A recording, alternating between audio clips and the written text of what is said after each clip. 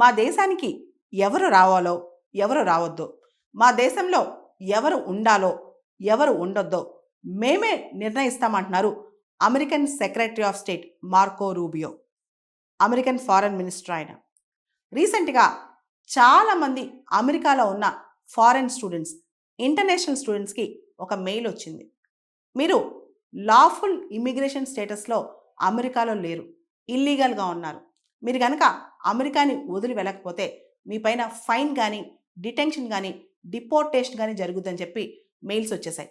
ఎక్కడి నుంచి అంటే అఫీషియల్గా US department of state DOS దగ్గర నుంచి. మీరు కనుక ఇమ్మీడియట్గా సెల్ఫ్ డిపోర్టేషన్ చేసుకోకపోతే మేమే మిమ్మల్ని పంపించేస్తాం. ఒకవేళ మేము డిపోర్టేషన్ చేస్తే అది మీ సొంత దేశమే కాకపోవచ్చు, ఎక్కడికైనా మీరు వెళ్ళిపోవచ్చు కూడా. అంటే ఒక్కొక్కసారి వీళ్ళు డిపోర్టేషన్ ఫ్లైట్స్ ఎలా ఉంటాయి అంటే India, for example Indian student అనుకోండి, ఇండియాకి కాకుండా వేరే దేశం అంటే వెనుజులా, కొలంబియా అలా కూడా పంపించవచ్చు అనమాట. చాలామంది స్టూడెంట్స్ ఎవరైతే క్యాంపస్ యాక్టివిజంలో పాల్గొన్నారో, అంటే ఆ క్యాంపస్లో ఉండి స్టూడెంట్స్గా ఉండి అక్కడ కొన్ని యాక్టివిటీస్లో ఇన్వాల్వ్ అయ్యి హమాస్ లాంటి గ్రూప్ సపోర్ట్ చేయడం, లేదా సోషల్ మీడియాలో చిన్న అమెరికాకు వ్యతిరేకంగా పోస్ట్ పెట్టినా సరే, కొన్నిసార్లు అమాయకంగా షేర్ చేసినా సరే చాలామంది బలైపోతున్నారు. యుఎస్ వాళ్ళు ఈ విషయంలో చాలా స్ట్రిక్ట్గా ఉంటున్నారనమాట. మనందరికి తెలుసు, రీసెంట్గా వచ్చిన ఓపెన్ డోర్స్ రిపోర్ట్, ఈ రిపోర్ట్ ప్రకారం అమెరికాలో ఫారెన్ స్టూడెంట్స్ దాదాపు 1.1 మిలియన్ ఉన్నారు. ఇంటర్నేషనల్ స్టూడెంట్స్ అంటే 11 లక్షల మంది ఉన్నారనమాట రీసెంట్గా డేటా చూస్తే. దానిలో 3.31 ల్యాక్ అంటే దాదాపు 3.3 లక్షల మంది ఇండియన్స్ ఉన్నారనమాట. చాలామంది ఇంటర్నేషనల్ స్టూడెంట్స్ ఎవరైతే అమెరికాలో ఉన్నారో వాళ్ళకి రీసెంట్గా ఒక మెయిల్ వస్తుందంట. On behalf of US department of state, the bureau of consular affairs visa office hereby informs you that additional information became available after your visa was issued. As a result, your F1 visa was revoked in accordance with section 221 clause I of the US Immigration and Nationality Act. అంటే US Immigration and Nationality Act కింద మీ యొక్క visa revoke అయిపోయింది. F1 visa అంటే student visa. మీరు ఇమీడియట్గా America నుంచి వెళ్ళిపోవాలి. మీకు మేము వీసా జారీ చేసిన తర్వాత మీ గురించి మాకు అడిషనల్ ఇన్ఫర్మేషన్ తెలిసింది అని చెప్పి మార్కో రూబియో అయితే, ఎవరైతే కొంతమంది స్టూడెంట్స్ అమెరికాకు వ్యతిరేకంగా యాక్టివిటీస్ చేస్తున్నారో వాళ్ళని లూనెటిక్స్ అనే మాట కూడా వాడాడనమాట. అంతేకాదు యాంటీ నేషనల్ యాక్టివిటీస్ అని చెప్తూ వచ్చారనమాట.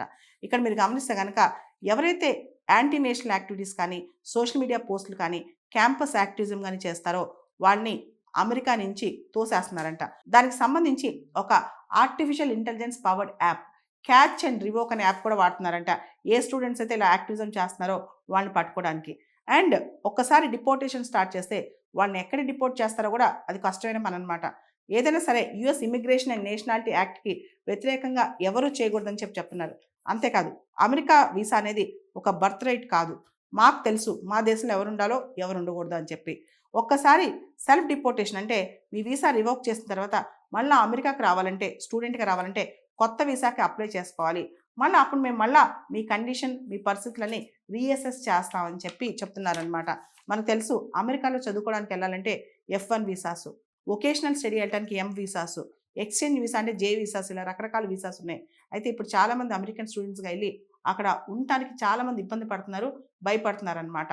అండ్ ఇంకో మాట కూడా చెప్పారు, మీరు వెళ్ళిపోవచ్చు. మీరు ఎవరైతే క్యాంపస్ యాక్టివిజంలో యాంటీ నేషనల్ యాక్టివిటీస్ చేస్తున్నారో, సోషల్ మీడియా పోస్టులు చేస్తున్నారో మిమ్మల్ని మీరు సెల్ఫ్ రిపోర్ట్ చేసుకోవచ్చు. మీకు CBP హోమ్ యాప్ అవైలబుల్గా ఉంది. ఇది మార్చి 10వ తారీఖున డొనాల్డ్ ట్రంప్ గవర్నమెంట్ ఎస్టాబ్లిష్ చేసిందన్నమాట. ఈ యాప్ లాంచ్ చేసింది. దీన్ని పెట్టుకుని దీన్ని అప్లై చేసుకుని మీరు ఇమీడియట్గా సెల్ఫ్ రిపోర్ట్ చేసి వెళ్ళిపోవచ్చు. ఇల్లీగల్గా అమెరికాలో ఉంటే మీ పైన భయంకరమైన కేసులు ఉంటాయని చెప్పి కూడా వార్న్ చేస్తున్నారు అక్కడ.